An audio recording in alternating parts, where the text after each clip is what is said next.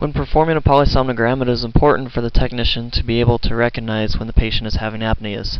This is especially important when titrating CPAP. When performing a CPAP titration, the CPAP is increased until most of the apneas have been corrected.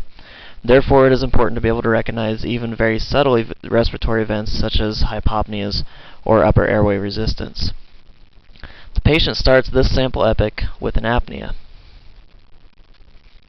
The airflow is greatly decreased, but the respiratory effort continues.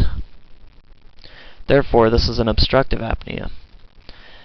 At this point in the epoch, the apnea ends because the patient has a brief EEG arousal, gasps, and resumes breathing. However, as soon as the patient resumes breathing, he falls asleep and begins another apnea. One of the most important channels to notice during these events is the oxygen saturation. Notice that a short time after the apnea occurs, the oxygen saturation begins to drop. Then, after the patient resumes breathing, the oxygen saturation increases. The drop in oxygen saturation is usually delayed several seconds after the apnea occurs because it can take a short time to cause this change of oxygen in the patient's blood.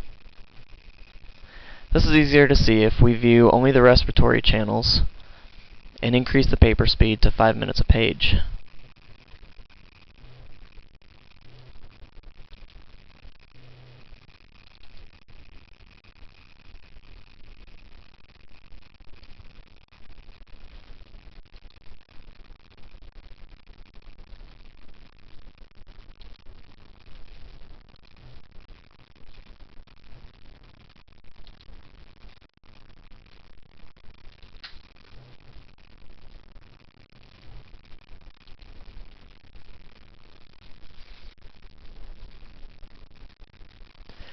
You can see that the drops in oxygen saturation occur after the decreases in airflow.